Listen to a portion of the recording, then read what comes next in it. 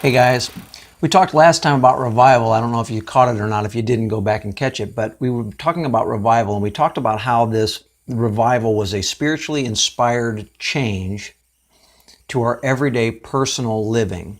And when I talked about that, I talked about how it was going to change our lifestyle. And as soon as I said that, I knew that there would be a ton of people, church people especially, that would look at this and say, that's right, brother. We're going to have to really change the way that we're living. We got to quit this cussing, drinking, smoking, fornicating, all that. Listen, I'm with you. All that stuff's got to go, but that's not what I'm talking about. I'm talking about the Christian who is saved, who is redeemed, taking their hands and putting it on the plow and doing the work of God. So when I talk about a lifestyle change, I'm not talking about you not cussing anymore. I'm not talking about you not smoking anymore. I'm not talking about you being a good little Christian. I'm talking about you now operating and becoming what Christ has given you to operate in and has called you to be.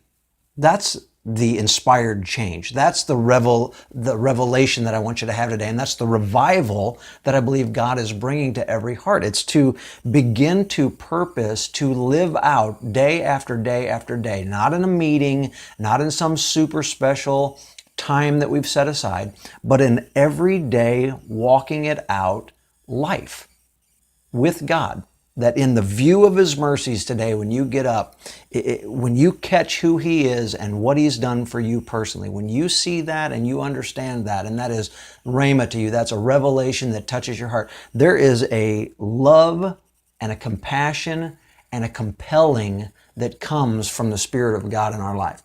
And that is what I'm talking about when I talk about a personal change of lifestyle. When I'm talking about the inspired change of everyday life, that's what I'm talking about, where we will walk down the street and we will see people and we will have the compassion. We will be compelled by the love of God inside us because we are saved and we are mature enough to know that we're saved. We're not looking at, and I got to tell you, the church has got to, for us to be mature, we're going to have to quit looking at all the little things that the church even has us looking at. The enemy's got us worked over and is working us over pretty good on making us feel bad about what we're not accomplishing.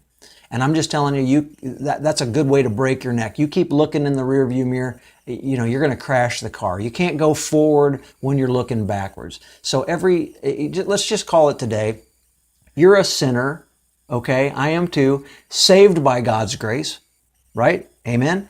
And now, because of that, I am now a ambassador with Him. I am now called to be someone who cooperates with Him and His Spirit in this moment and in this time.